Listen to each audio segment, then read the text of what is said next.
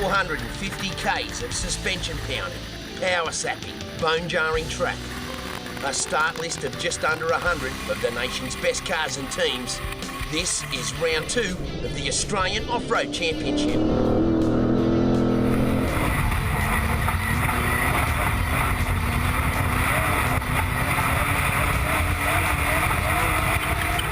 With a history and tradition like no other, the Tattersalls Fink Desert Race challenges crews on so many different levels. The massive speeds, unbelievable whoop sections, and the power-sapping red desert sands requires the ultimate in preparation for both man and machine. The 226-kilometre journey from the town of Alice Springs to the tiny outback community of Apatula will be day one's action, following the Olgarn railway track and eventually crossing the event's namesake, the Fink River. Crews will overnight here before tackling part 2 of this epic race. An early morning start, the reverse direction back up this challenging of desert stretches. The Alice Springs finish line and the champagne presentation for those who have tamed this most difficult of events. This race has become a major event in the Northern Territory with worldwide recognition.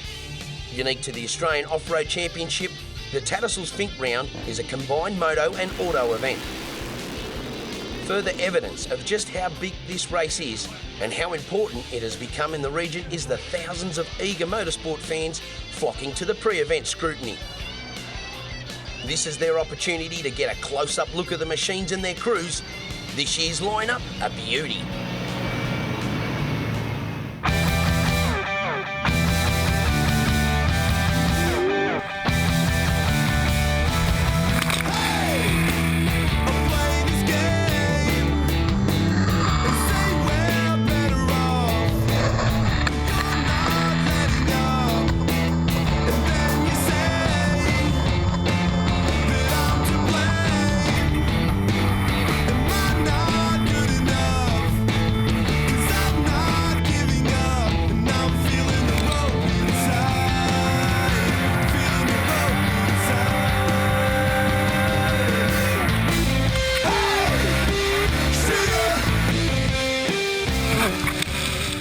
The format for the event will again include a prologue run to determine a start order. With a massive start list of over 25 pro buggies, the fight for the front spot will be another brilliant spectacle. It's 8 Ks around the prologue circuit and it's flat out from the drop of the flag.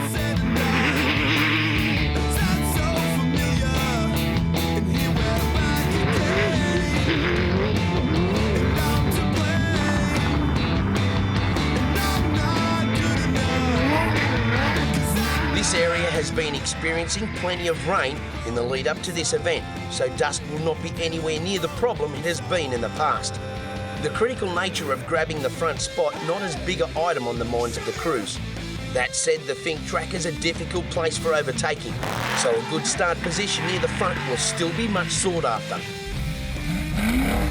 Always spectacular and just as quick, the Gartner-Jennings combination would slide their F-150 into 10th and the first non-pro buggy.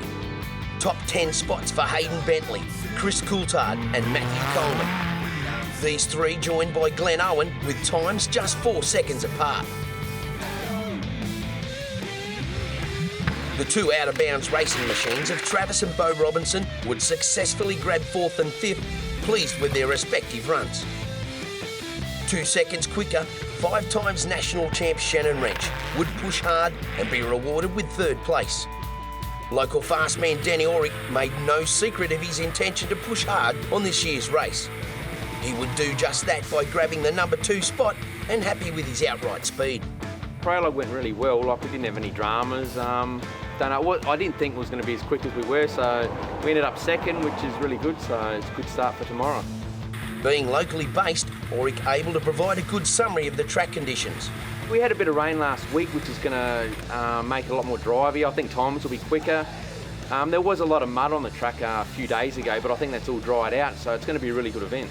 The Australian Off-Road Championship is one of the most competitive series around, allowing little opportunity to dial yourself in. The pace to be red hot from the drop of the flag. There's a lot of quick cars there, so like years back, there was only, a couple guys, we had to worry about. But now you've got, there's probably, good 10, 12 cars that, are capable of winning the event. So it's going to be, really competitive weekend.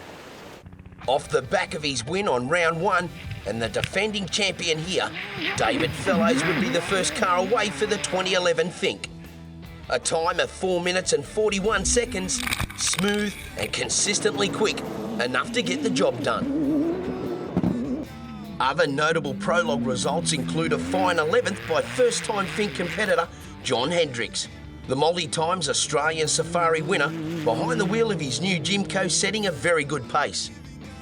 Another in new machinery, Matthew Owen, 12th outright, and equal quickest Prolight, sharing that spot with Centralian Andrew Moles. A very impressive run for Denny Brown in the awesome CPT trophy truck. More new gear to the championship, this certainly one to watch out for. Among those not so pleased, and one of the big news items of the Prologue, Brad Gullard having issues with his Geyser Brothers truck. He would not complete the run with engine dramas, but is reported to have solved the problem and will start the great race.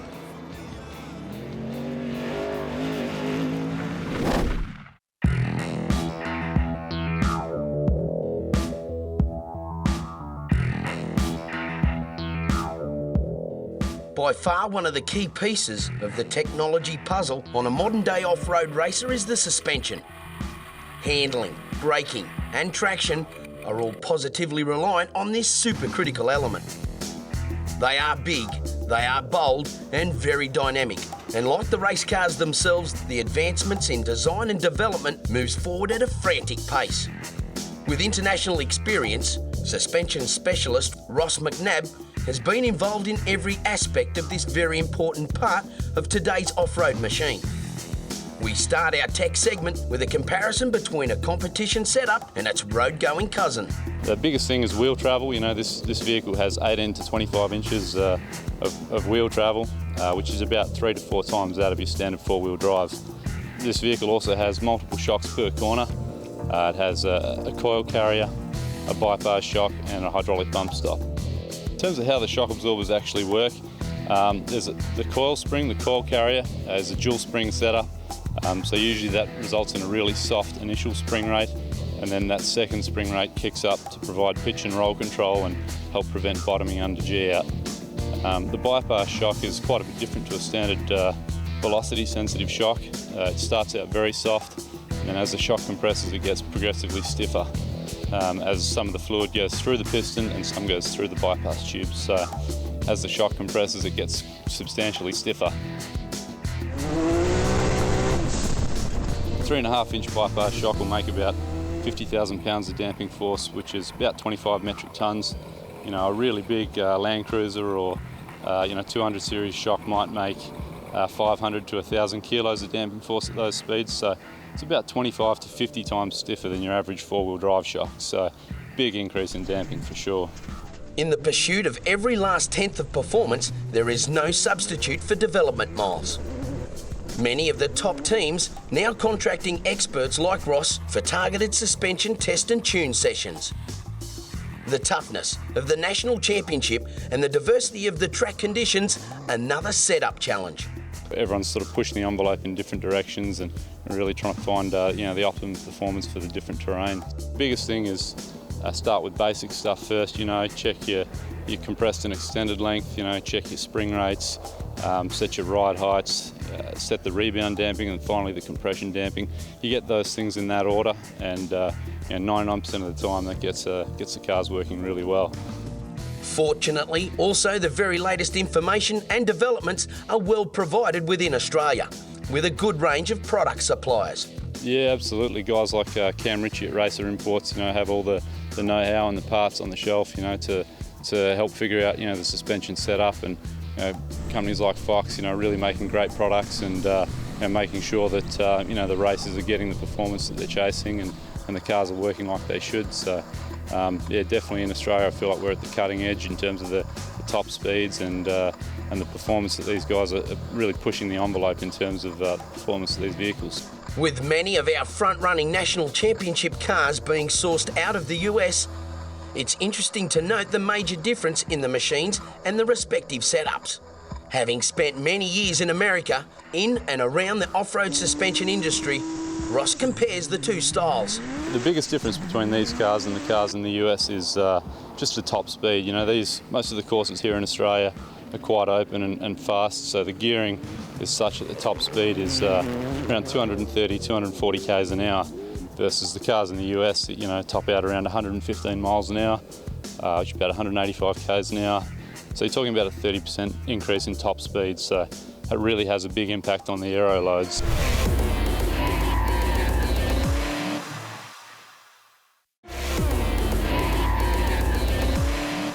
With clear skies, the 2011 Tattersalls Fink Desert Race would blast into action. The slightly damp conditions would mean minimal dust and quite likely record overall speeds.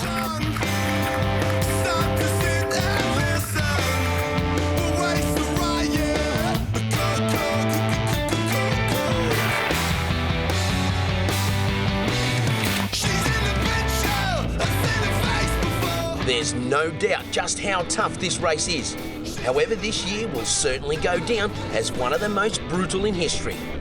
Not even 20 kilometres down the track and major dramas would already be reported. Defending champion and first car away David Fellows would be sidelined with axle failure. Carrying a spare, he and co-driver Mark Bergerman would effect repairs, then blast back into the race. They would eventually make it to Fink down in 21st place, their dream of winning 4 in a row gone, salvaging as many championship points as possible, now the priority. This would be just the start of the issues for the 2011 start list. Inheriting the lead, the number 2 Jimco of Danny Auric would be another with problems, unfortunately more terminal than Fellows. This Alice Springs-based team out with transmission failure. The father and son wrench team would fare only slightly better, making it further down the track, but just 25 kilometres out of Fink, driveline issues would put an end to their competitive run. Although they would eventually make it to the overnight halt, it would be game over and no championship points.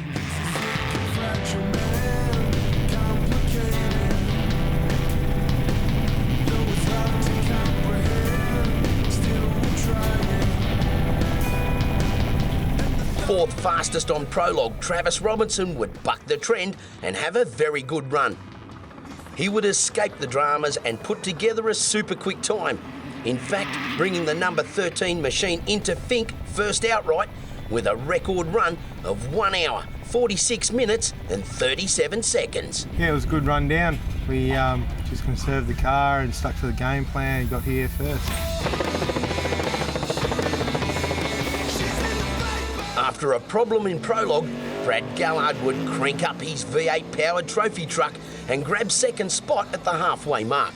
Just over 1 minute and 30 seconds off first place, and of course well positioned for an attack on day 2.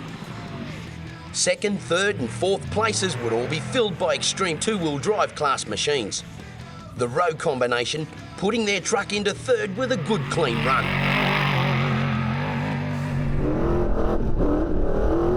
Greg Gartner and Jamie Jennings fourth outright, less than a second off the back of third place. This another crew that experienced a solid drive and are well placed for an attack on the return run. Again proving just how handy the Prologue machines can be, a fantastic battle within this class. The next 3 spots covered by less than a minute. Current championship points leader Aaron James leading and 5th into Fink. Jack Rhodes in the Chenoweth would improve 20 places on his Prologue form and take 6th outright.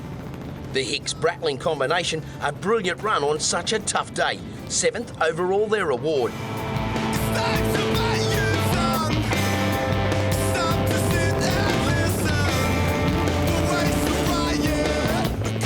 Other top 10 players included Andrew Kittle with one of his best results, flying the Kittle Motorsport flag and definitely in the hunt for a top outright finish. With a change to the bright red livery came a shiny result for Matthew Coleman, 9th on day 1 and only 18 seconds off Kittle. Kerry and Buddy Crow would have a troubled Prologue with plug lead issues. They would push hard on this first day, experiencing more of the same issues, but managing to take the final spot in the top 10.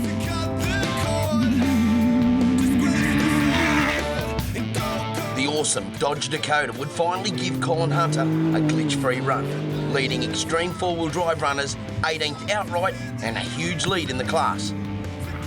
Daryl Smith would continue to defend his Super 1650 title well, a clean run grabbing the class lead and sliding his Illumicraft into 20th. A good effort in the 532 machine for the Weary Adrians pairing, over 20 minutes lead in the Performance two-wheel drive group.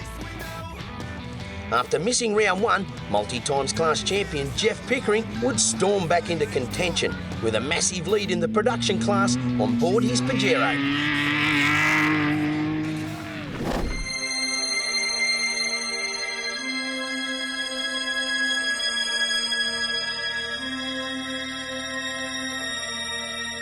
An early morning start, the top contenders away on corrected time.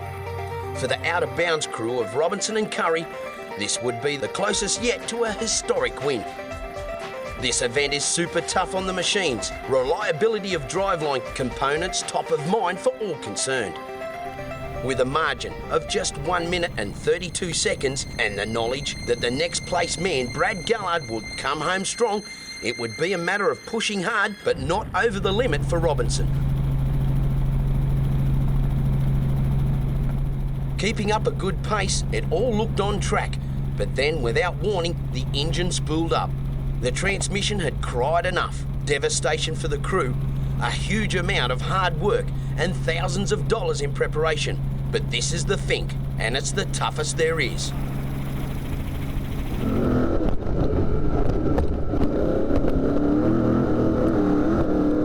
In almost a copy of day one, the dramas for the field would again unfold quickly. With Robinson out, it should have been Gallard at the head of the field. However, the onboard from the truck of fourth place man Gartner shows Rowe in front. And that would also change as Gartner powers past the slowing Geyser Brothers truck. Out of camera's view, Gallard had retired stop with a blown diff, and now Rowe would succumb to suspension problems. This would leave the 410 machine of Gartner and Jennings heading the field.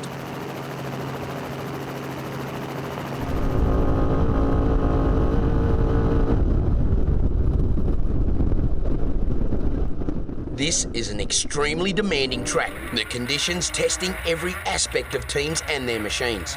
The whoop sections alone include kilometre after kilometre of steep dips with sharp rough edges. The ballistic speeds required to stay with the leaders, absolutely punishing on the vital components.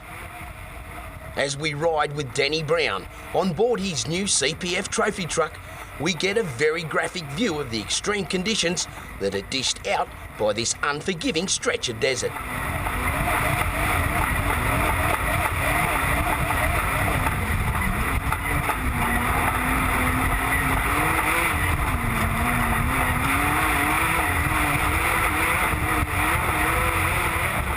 Of course, the class battles would also rage up and down the field. A fine drive in the newly debuted machine, the crew of Weary and Adrians bring their Chev-powered Navara back into Alice and taking the class win. The production category would be another full bag of points for the super experienced Jeff Pickering. In the end, easily taking the honours. The defending national Super 1650 champion, Daryl Smith, would put together a very convincing win. This is an even tougher event for the smaller capacity machines. Yeah, it is hard work. It's hard to get on top of the whoops, and it's also hard when you get into that boggy ground. It just bogs down and you're just changing down gears all the time. But overall we had a good run and the car ran faultlessly, so we were happy with that. Yeah. Success for the awesome Dodge Dakota of Colin Hunter. He would put together a measured run, making the journey and taking the class. Certainly a heap more potential in this machine now that some of the teething issues have been solved. As the front runners powered their way closer to the finish, there would be yet more positions shuffled. After a troublesome couple of events debuting his brand new machine, Hayden Bentley would salvage a toughed out 10th outright. This would be an important result with some very crucial development miles completed. With a ton of commitment, the Fellows-Bergman combination stuck to a very difficult plan and pushed hard. After losing so much time just 20 k's into the event, many in their position would have thrown in the towel. Championship points on their minds and a never-give-up strategy, they'd be well and truly rewarded with 9th outright. Given the dropout rate of the regular series contenders, this could be a very important points grab come season's end. Brilliant efforts from a couple of pro-lights in Justin Watt and the Weir pairing. 7th and 8th respectively on this toughest of events is a major achievement.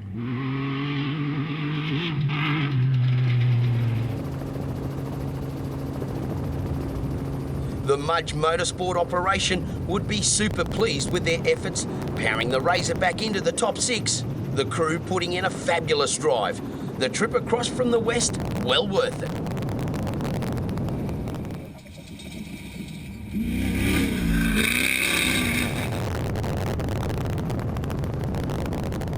For the husband and wife team of Kerry and Buddy Crow, the 2011 event would be a triumph over adversity.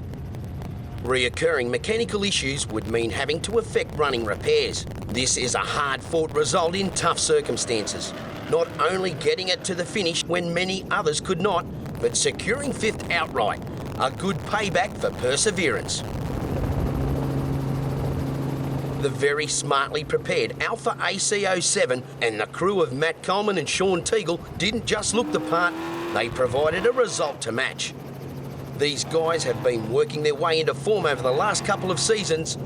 4th outright in the great race is truly a massive achievement. Well, the pro-light division of this awesome sport just keeps proving that it's not just all about the pro buggies. The Northern Territory pairing of Hicks and Breitling, 3rd outright. On board their Southern Cross Mark V, they keep it clean, consistent and impressively quick across the 2 big days. A podium spot on this most prestigious of events, nothing short of brilliant.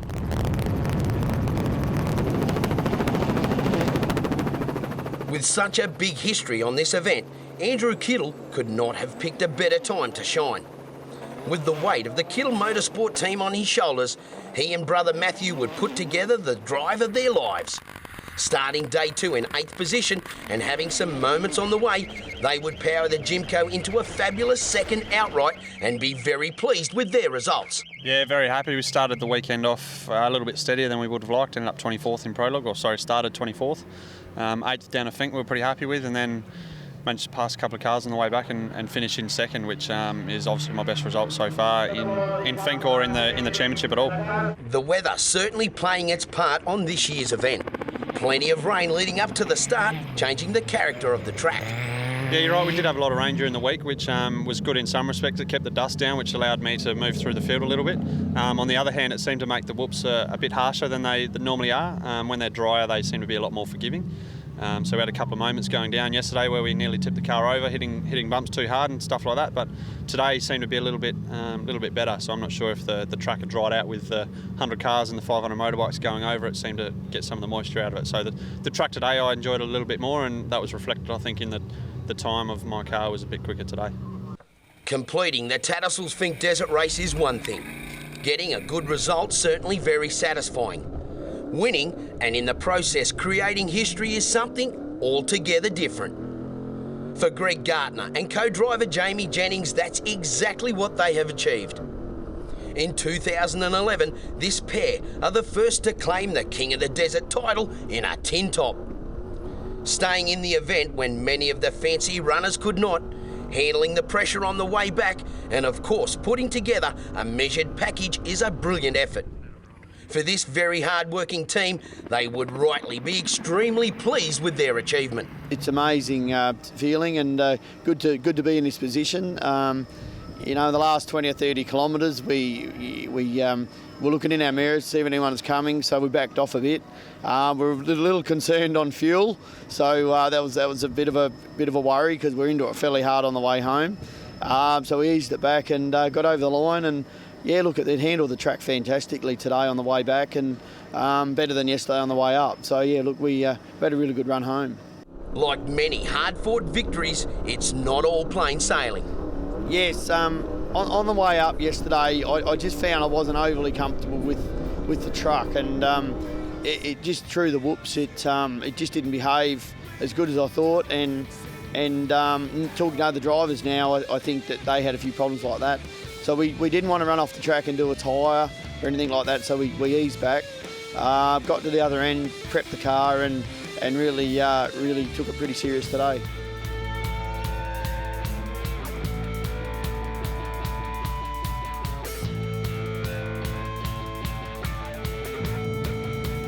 For the championship contenders, it's new territory for the next round. It will be the first running of the Flinders 450. The Port Pirie-based event will be a great leveller, and given the spread of points across the championship to date, it could be very decisive come the end of the season.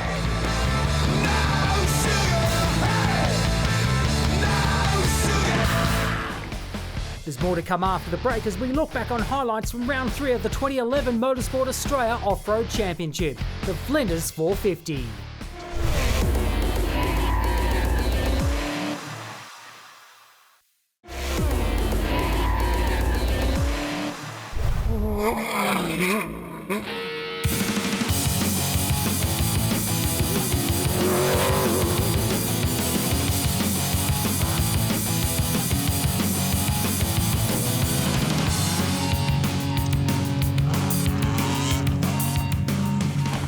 A brand new event, a remodeled venue, and 40 of the nation's top off-roaders. This is the Bentley Cabin Park Flinders 450.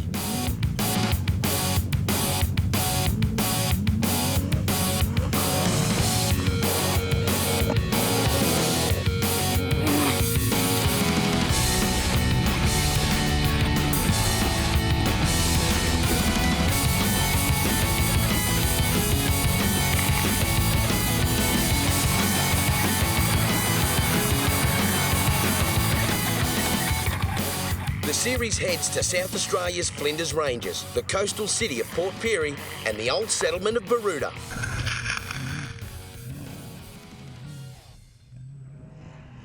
This is round 3 of the Australian Off-Road Championship. The outright and class battles sure to be very hard fought across 2 tough days.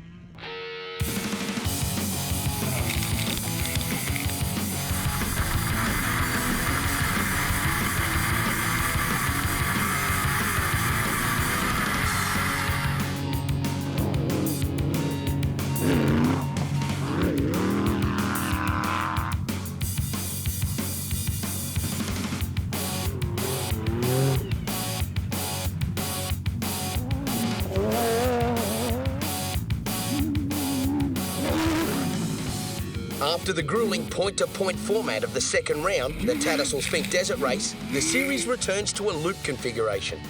A prologue, top 10 shootout, and 450 punishing kilometres await the teams. With the championship points well spread across several of the front-running crews, this is certain to be a decisive round.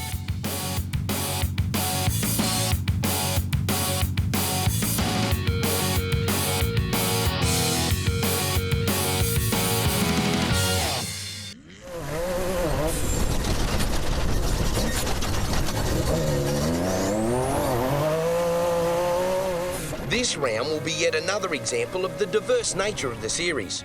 Each of the 5 events making up the championship delivering uniquely different terrains.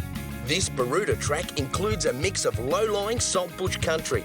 The soft, power-draining sand will make it hard going and be likely to run up as the laps unfold.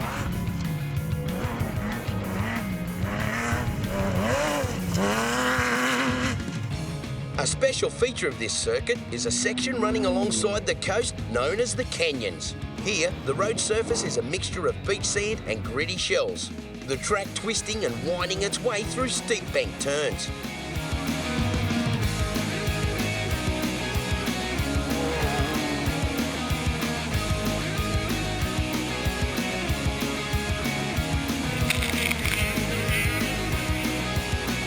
Offering a little respite for the crews is a section of fast open paddock runs. Plenty of top gear flat out straights coupled to a mix of sandy turns and man-made jumps.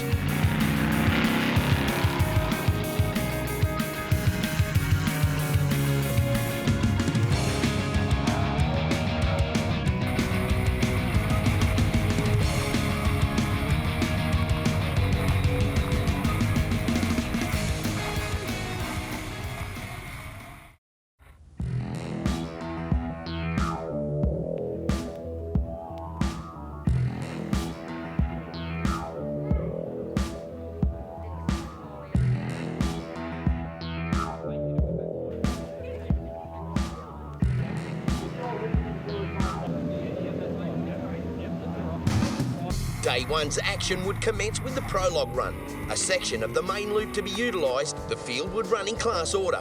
Not only would the start positions for League One be at stake, but also a chance at 1,000 performance medal dollars. This, the prize for the longest jump.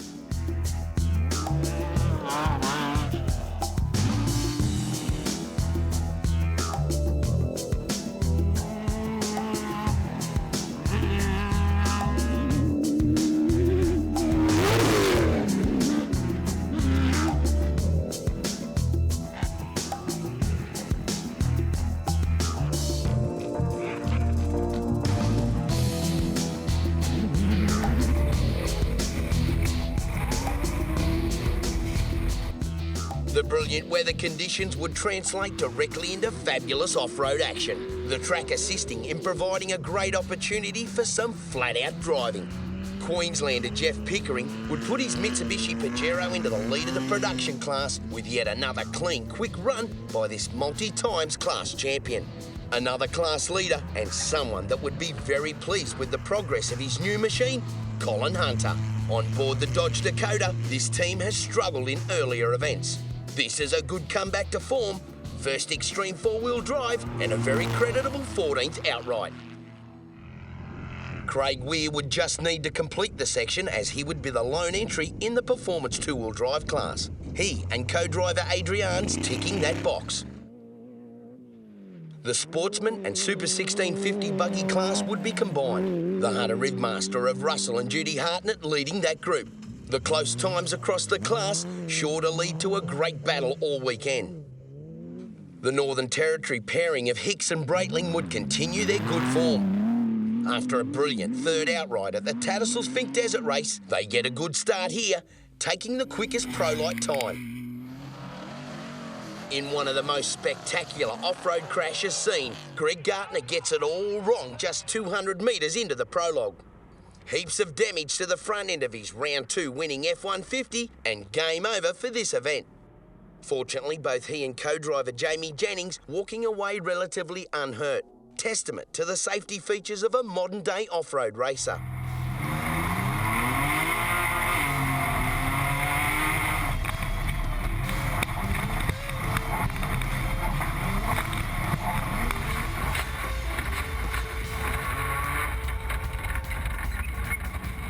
The CPS trophy truck of Denny Brown, the quickest in that class. This machine looks well suited to the track, the team getting closer and closer to the right setup for this new beast.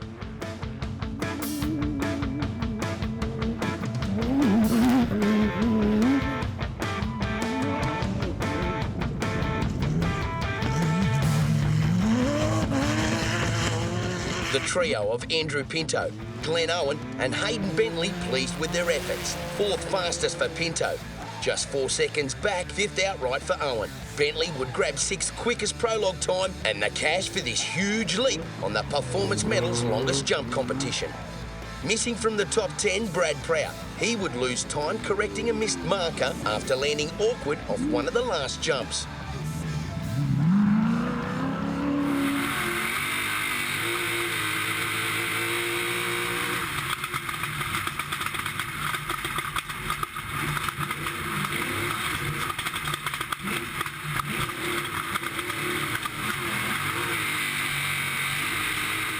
Pushing very hard, Danny Orick would grab third spot, albeit by the very smallest of margins.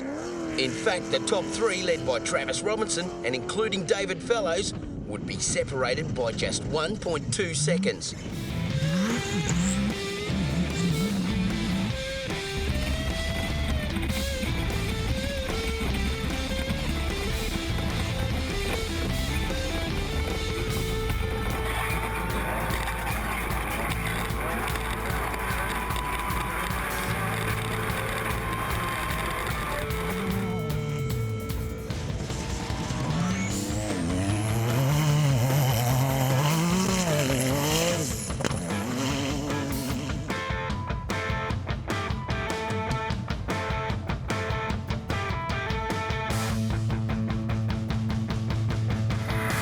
As the teams rolled out for their top 10 shootout runs, their intentions were obvious. Buddy Crow would have a big go on the opening whoop section, getting plenty of rear-end air. Unfortunately for Travis Milburn, his fine run in Prologue, grabbing 9th, would be undone with a non-finish and mechanical issues.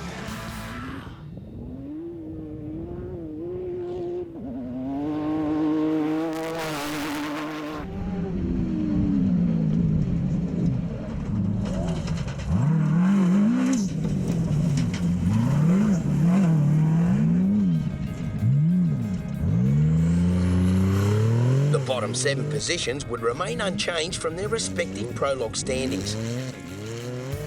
Danny Auric would then further signal his intentions, setting a blistering time, almost 10 seconds faster than his Prologue run. Second last away, the Fellows Bergerman pairing would have a shocker, stalling the Jimco on the first bend, losing heaps, eventually finishing in 8th spot. Prologue winner Travis Robinson pushing hard, but not able to match the time set by Auric, also beaten by Pinto and having to settle for 3rd spot. Seen Dave spin out in the top 10 shootout, so we sort of took top 10 a bit easy, but you know, we kept the car safe, that's the main thing, and we'll be good, we'll be right. Second place man Pinto, happy with his time, but concerned with a possible problem with his machine.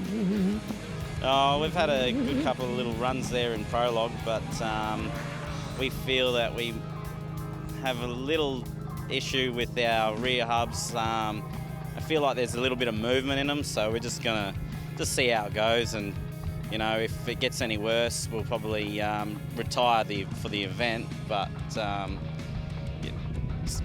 we did set a good time, so we're very happy with that. You know, we didn't have a really good run at Fink, qualifying especially. But I'm just glad that we qualified well today.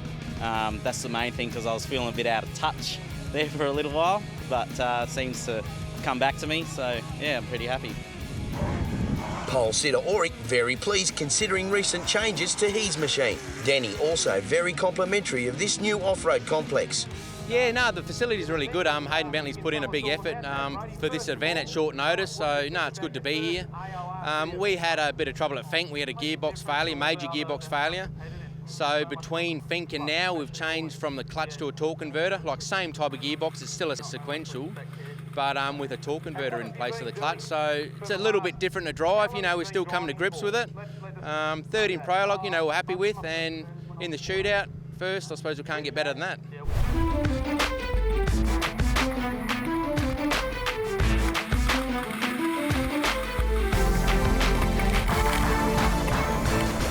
Having to start out of 8th position after a problem in Prologue, defending champion David Fellows would be on a mission. Section 1 included 2 laps of the competition loop. The number 1 Toyota-powered Jimco emerging quickest, a blistering 2nd lap just under 1.5 minutes up on the field, setting the Fellows Bergerman combination up for a big day too. Auric was quickest on the 1st lap, but clipped something on the 2nd run. Concerned there may be a problem with his machine, he eased off the pace, but still sat in 2nd spot. Travis Robinson would stick to his plan of a steady approach to the event. 2 consistent laps netting 3rd place. Buddy and Kerry Crow would prove yet again they have the goods to run in the top group. 4th outright at section's end, a good result. Rounding out the top 5, Brad Prout would be another to have to come from further down the list. Starting in 11th place, he would push hard and muscle his way up the order.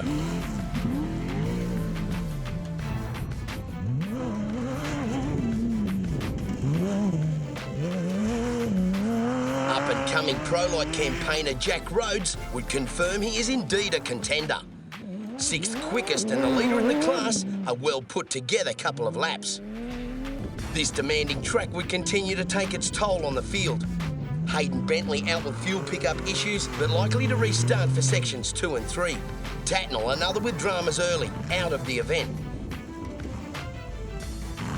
Andrew Pinto's hub fears would materialise, ending his run.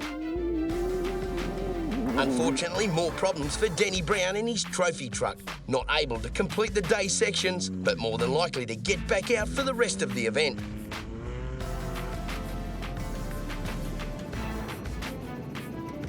The Baruta track has been around for 40 years and is now in the hands of former national champion Hayden Bentley and his family.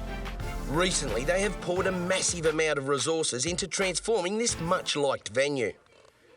Just some of the smarts include an extension to the track length, a well-thought-out design allowing for brilliant spectating, and a heap of infrastructure additions. Amazingly, all this put in place in a very small amount of time. Bentley and his team stepping up to conduct a round of the championship in the absence of the scheduled Griffith event. It's been a huge task, to get 8 or 9 weeks' notice or from confirmation to run this event. We called on some companies that support our sport Australia-wide, and ARB, Performance Metals, Extreme Motorsports, and even locally Nearstar here in Port Pirie, and it was phenomenal. Within a week we had raised enough money to help make the event happen. The long-term goals for this organisation is to have this race become a major event in this spectacular area of Australia. We're in the Mount Remarkable Council region here, and we're near the coast, and the Southern Flinders is recognised worldwide. So to be able to put a major event in country South Australia like this and draw people to the region is just invaluable. All the local business houses have been swamped, accommodations, the bars, the restaurants. It's been very busy, and we're putting the Southern Flinders Ranges on the map. So anyone watching the show on Speedweek or wherever it may be in any form of media, the Southern Flinders Ranges is on view.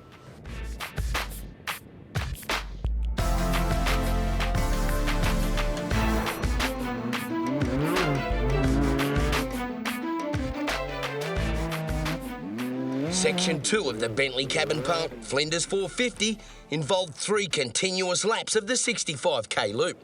The tight and demanding layout, tough on both crews and their equipment. This is a real driver's course, plenty to be done behind the wheel.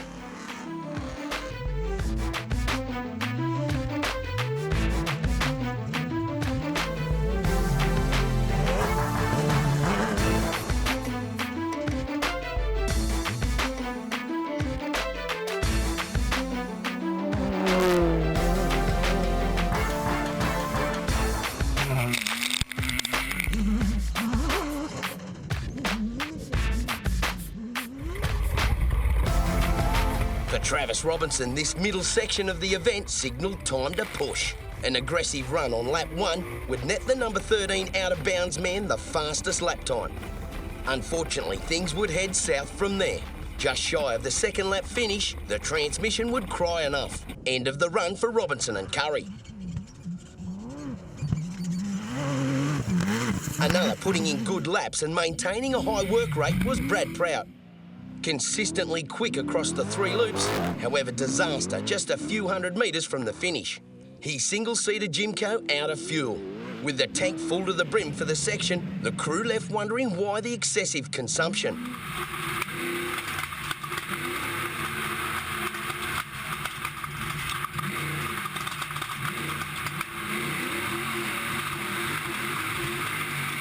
Out front, the Auric Fellows battle would be a beauty. Danny keeping up the pressure. This is a V8 powered machine and has recently been changed to a torque converter transmission. Yeah, we've done how many 5 laps now, so we're starting to get the hang of the torque converter, like with the gear changes and so forth, and starting to enjoy it. And we're still going, so which is a good thing. So hopefully, it's going to keep looking after our axles and gearbox, and we can finish the event. Getting the hang of it indeed. The Auric-Connolly combination make up time on the Toyota.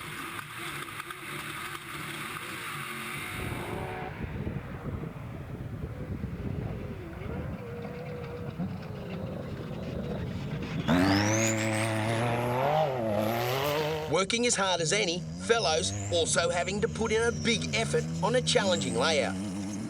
Yeah, the whole track's pretty demanding. You don't get a chance to have a rest, and Danny's pushing pretty hard from behind, so at the end of the day, he's still got to pass us to win the race, so we just got to keep maintaining that position we're in and try and come back in first place.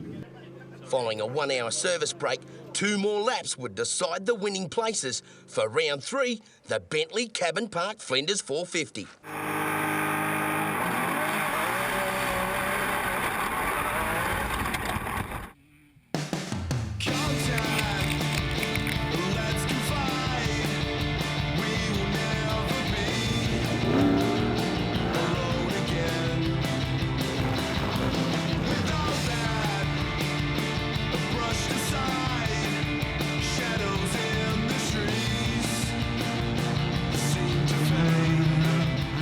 As with all the rounds of the championship so far, the battles are fierce up and down the start list. After the spectacular exit of Greg Gartner, the Extreme two-wheel drive class would continue to be tough on the various entries. Denny Brown retiring the CPS trophy truck with axle failure. Current class champion also in the wars, broken rear suspension mount the culprit for Chris Weston. All this carnage and a good drive provide the opportunity for relatively newcomers Kevin Knott and Darren Phillips to take the silverware with the win. Experienced campaigner Rob Chapman would also take full advantage of the toughness of this event on the production class. He would remain in contention and bring his Triton to the finish line, taking maximum points for the top spot. The Melville-Marson combo would be rewarded for all the hard work developing this car. Quick across the 2 days and taking a well-deserved Super 16 50 class win at national level. Certainly not trouble-free, but for Colin Hunter the class win and 9th outright would be a sweet result. Developing this new beast has been very challenging. However, event by event, it's getting closer and closer to being at its full potential. With familiar regularity, the Prologue class just keeps delivering higher and higher on the excitement level. Over the 2 days of this competition, again, the contenders in this group have battled long and hard with some brilliant racing. Jack Rhodes proved beyond doubt that he is another in this class to be reckoned with. Sitting in an outright podium place, he would cruelly be robbed of a great result with mechanical failure on the very last lap. That said, the likes of Hicks and Breitling, the Cowie pairing, and eventual Prologue winners James and Plant, another brilliant race, very much entertaining the crowds. For Aaron James and Brett Plant, maximum points, another win under their belts, 4th outright topping off a great weekend.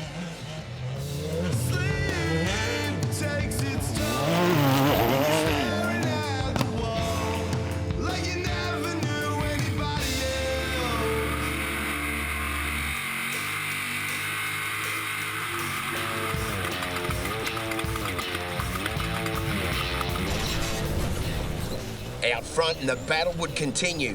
Fellows would maintain a gap, albeit small. For Auric, he would need to battle the conditions. Although pushing hard to bridge the gap to Fellows, the dust would prove very difficult. We're the only ones who know, the only ones who live. There's no one else at home. We've left being defeated.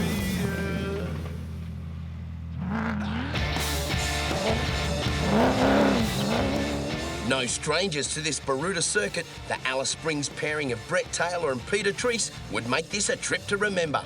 Starting way down in 27th position, they would put together clean, consistent laps to bring the number 31 Asaco home in a brilliant 3rd outright. The start of the race was good. We passed a heap of cars yesterday, some going, some not going. The normal attrition thing. And today we didn't have anything to lose, so we just stuck with it and give it heaps.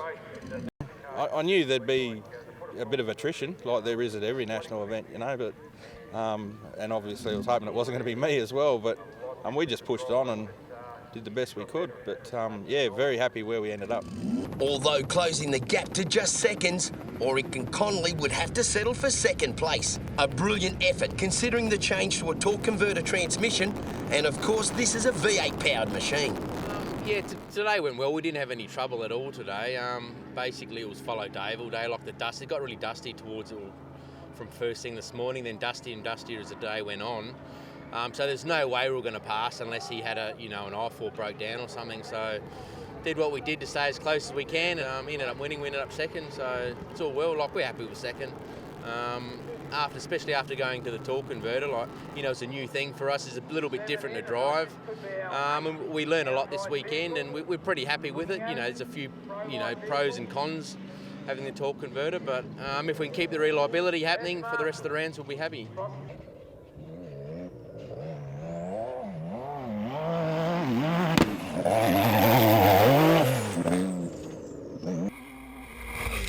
For the Peter Kittle Motorsport lead team, maximum points and a well-run campaign, bringing it to the front from a problem in the top 10 shootout. powering back and then maintaining the lead under lots of pressure, once again proving the absolute talent and professionalism of this pairing. This would be points very well secured, moving these guys into a championship defending position, which will be hard to topple.